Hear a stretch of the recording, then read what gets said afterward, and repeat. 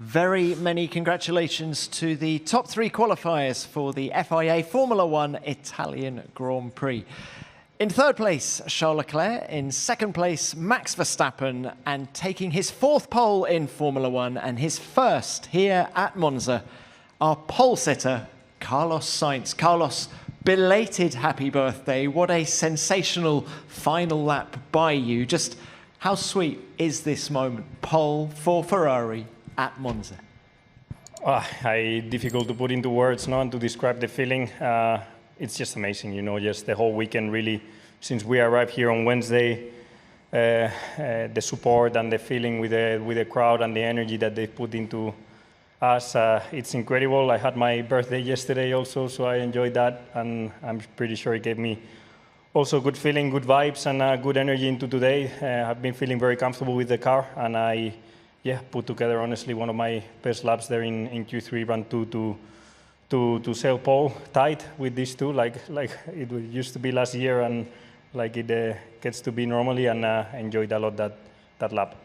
As you say, you've been fast all weekend. The car seems very hooked up. Just what are its strengths around Monza? Well, I guess our efficiency, like we've seen in some tracks this year, it's pretty good. And the car, honestly, since we put it on track on FP1, it just felt completely different to what it did in Zandvoort. And it's what it is. It's what we are getting this year. We're getting some very good weekends and some other very tough ones. We just need to make sure in the good ones we try to maximize like we did today. And in the tough ones, we learn how to suffer and get the best out of it. But honestly, the car today, I cannot fault it. It was a really, really good balance. It gave me a lot of confidence through Sector 2, Ascari and Parabolica. And there is, I think, where I could make the difference when it counted, taking a bit more risks.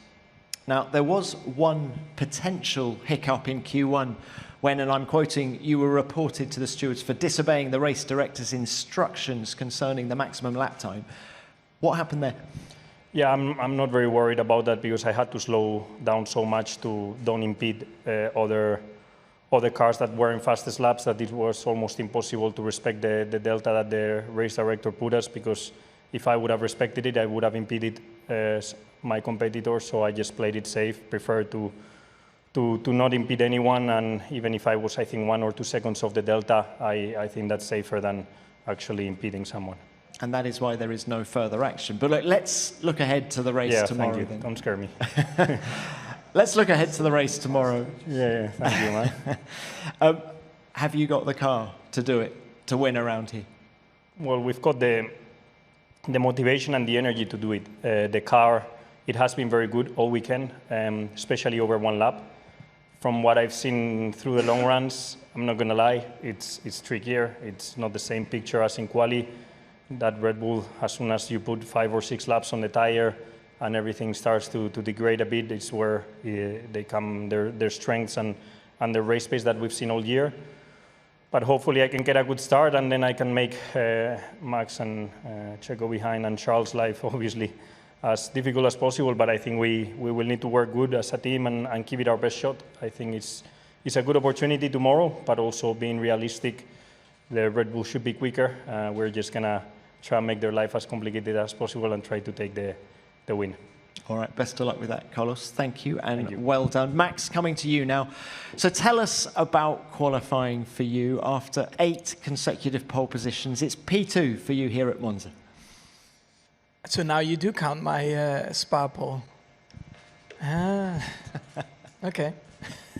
Yeah, I think it was just very tight. You could see Q1, Q2, Q3. It was every run. You could see that we were very closely matched, and I think this weekend for us, especially from my side, I think Friday it was a little bit more tricky, but I think we can't really complain. I had like so many weekends in a row where we put the car on the track, and it has been like easy going. It has been really well set up, and it seemed like here was just a little bit more difficult to find the right trade-off with downforce for us.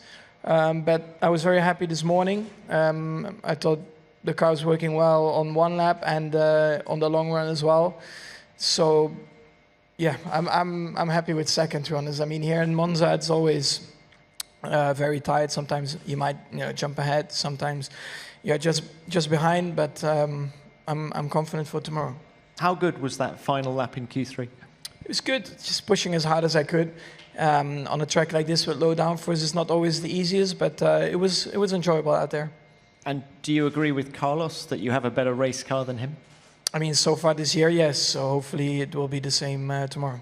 All right, best of luck with that. Thank you, Max. And Charles, coming to you, very well done as well. Amazing moment to have two Ferraris in the top three. Just talk us through Q3, first of all, from your point of view. Well, Q3 was really on the limit. I mean, the 2 laps I've done, I was really happy with my laps, but we were very close with Max and Carlos. To be honest, it's not something that I expected until now. It's been such a difficult weekend for me. Yesterday, I went into a direction that was completely wrong with the car setup, and I really struggled to put a lap together. This morning in FP3 was all about adapting to that new car, following the direction of Carlos' setup. And then in quali, I managed to put everything together, and I'm really happy with the performance we've shown today. Yes, it's only P3. And I'm never completely happy with third place, but considering where we started the weekend, it's not a bad place to be. Charles, what took you in that different direction setup-wise yesterday? I had a feeling that this was the right direction to go, but obviously after FP2 I realized that it wasn't. It's as simple as that, and yeah. Then it was all about readapting to everything in FP3 as quickly as possible, but also there I've been quite inconsistent. And then coming qualifying, I put everything together, and the last lap in Q3 was really good. I mean, Carlos has done an incredible job since FP1, he's been on it. And in Q3 as well, his lap was really, really good. But yeah, happy to be that close. And with the ATA this weekend, we've seen all 3 tyre compounds used in that qualifying session. How did the car perform on each tyre?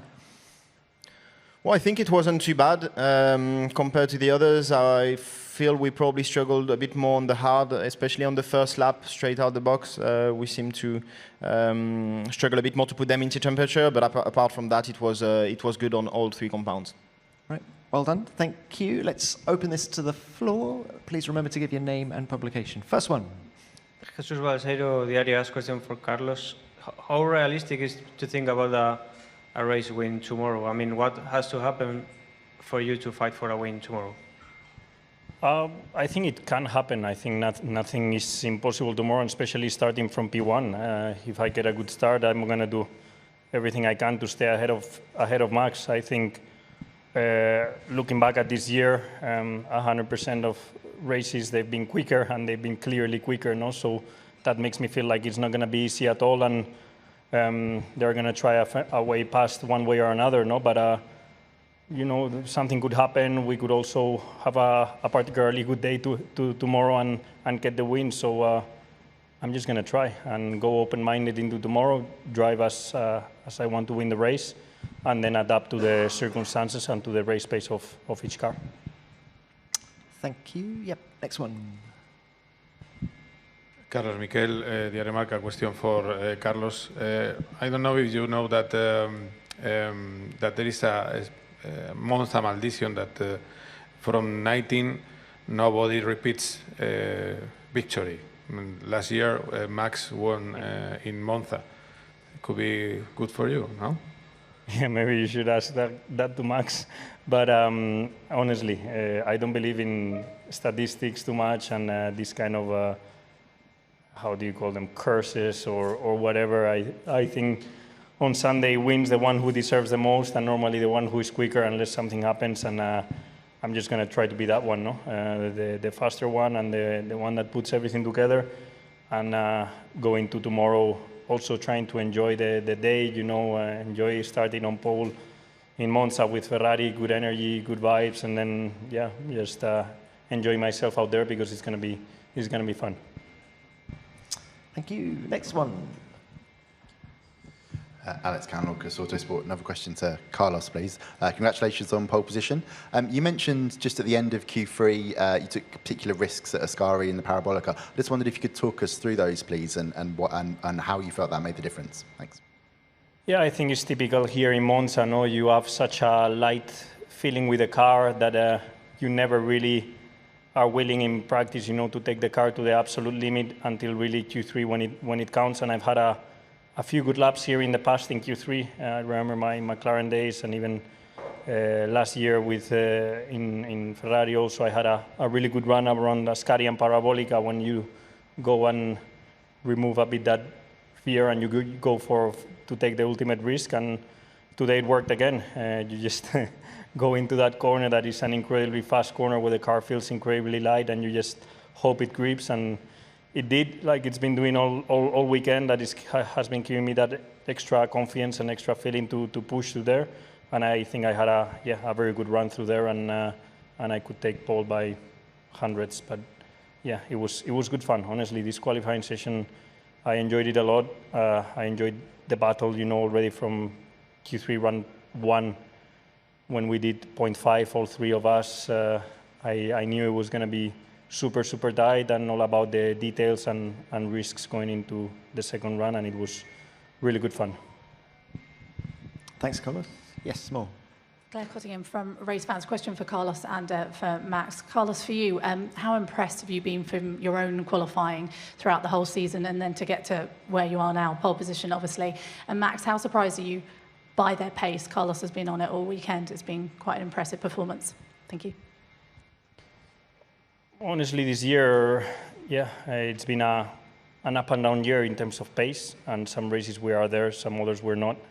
But I've been feeling a lot more at home with the car since the beginning of the season, and I feel like I understand a lot better how to drive it and how to set it up a bit more to where I want the car to be. I've been having in terms of pace and getting the pace out of the car, a smoother season. I'm hoping that the second half I just can put more weekends together like I did more in Zandvoort, and it becomes a bit smoother from here onwards, and we just maximize where we are. Not really surprised. I mean, they were quick also last year. Also, when you look at their rear wing, it seems like it's quite well optimized for Monza, where I think our wing, especially for one lap, is maybe not the best optimization, but for the race, normally it should be better. Nothing shocking, to be honest. All right, next one. Roland Vodding, motorsport.com. It's a question to all three, starting with Max, please. This is the second weekend with the ATA. I know you were not fond of it in Hungary. At least we saw some more running here in Monza. But what are your thoughts on it? Also, the FIA will review it after this weekend and look at it for 2024. But what are your thoughts on it so far? For me, it's not necessary. It doesn't really change anything. The quickest cars are anyway at the front, and normally also the quickest cars on the harder compounds are even better. So it probably makes it even worse for the teams in the back. Carlos? Sorry? Your thoughts on the ATA, please? I think FP1 and FP2 and FP3 maybe a bit more of a pain with the tire allocation, just not being able to put as many new tires and learn from the car, and maybe waiting around on the garage a bit longer. Then honestly in qualifying I like it. I like hard, medium, soft, having to adapt, having to find the grip. It becomes a bit more improvisation and a bit more like improvisation and feeling of how much grip you're going to find in Q2 and Q3. But the rest of the weekend, I wish we could have a bit more running and a bit more tires. Just Q1, Q2, Q3, I like it.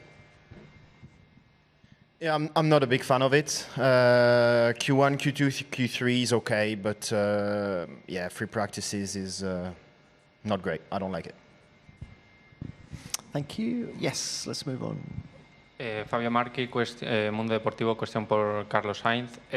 What do you feel and what do you think in the very previous moment that you have to start your last lap? Do you think let's go, I am Matador and I will show you? I don't... I tell to myself, vamos, Carlos. No. I don't know. Have you ever been that present to realize what you're thinking? I think we're going so fast and we're like so pumped of adrenaline that you don't really have time to tell yourself much. you're just seeing turn one come at 340 kph, and with these cars that jump around, you cannot even see turn one because of the vibrations and the speed that we're doing. So you're just trying to find your braking point as much as you can, and even sometimes it's quite difficult to find it. So I don't have time to tell myself vamos or anything like that. I'm looking at turn one from the beginning of the straight, seeing where's my braking point, because I need to find it. Thank you. Yep. Niharika from Sportskeeda. A question for the two Ferrari drivers. How much does Ferrari's iconic status mount pressure on you to perform? Also, do you think it's unfair that Ferrari lately has drawn the most criticism for its lack in performance compared to other iconic names on the grid that are not performing so well? Charles, why don't we start with you? I mean, unfair or fair, I mean, at the end, we are Ferrari. So, of course, there's a lot of noise around the team, and we need to deal with it. None of us are happy in the team of the performance we are showing at the moment, apart from today, of course, where we are quite proud and happy. But the rest of the season, for now, has been very difficult, and we are also aware. So it's normal that people are talking a lot about Ferrari, because Ferrari is Ferrari and because of all the history they have in the sport. And now it's our duty to make everything in order to come back at the top. Then for the pressure, me personally, I don't feel more pressure coming here. It's just motivation. It's a long week for us. Obviously, we start already from Monday or Tuesday at the simulator, and then we've got events in Milan, and we feel so much support. And you can really feel how much it means to the whole country, this Grand Prix, and how much Ferrari means to them. So it is very special. You can feel the responsibility, but at the end, it's a lot more motivation than pressure. Yeah, I would agree with Charles. I wouldn't call it pressure. I would call it a sense of responsibility, and a sense of wanting to give this crowd and this country the best possible version of yourself, both off the track and on the track with your performance. I cannot be enjoying this weekend more than I've been enjoying it from the beginning, and it's been like that for the last 3 years since I'm a Ferrari driver. I just cannot remember or cannot think about a better feeling than being a Ferrari driver in Monza, and it's a dream come true, something that I'm sure I will remember the rest of my life, to be going through these years of experience, feeling this, something that I consider myself extremely lucky to do.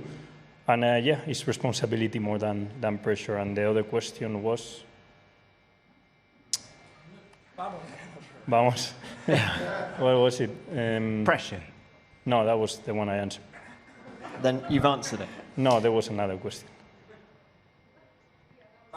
Yeah? Okay. Good. You've answered it. Right, let's do one more before we go. Two more. Carlos, can we say that the lap of today has been the best lap of your life? By probably my 3 pole positions, you count 4 because of Max in last year in Spa, but I think 3 proper pole positions, I'm fair. Not like the statistics. Yeah, must be very, very good laps and my best laps, but I've always done good laps around Monza. Sometimes I've had the car for pole, or other times no. This one is for sure up there. I'm not sure if it's the best one. I've done so many qualifyings in F1, 150 plus 180 qualifying, so to pick this one, for sure is the most special pole position. Is it my best lap ever around the circuit?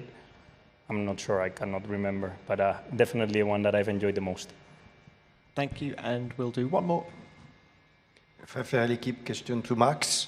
Last week, Fernando said that he thought about being in front of you, and he would have put himself in danger leaving Zandvoort. Do you think that going P2 tomorrow could be the best for you to go out of the track tomorrow night? Oh, no, I don't think like that.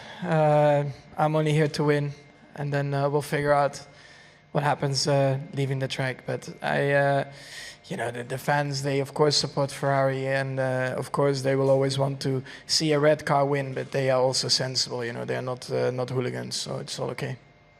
Can also go in a helicopter if not. Yeah, I'll just barge through it. They have to run out of the way, so it will be okay. No, I'm joking. It will be fine.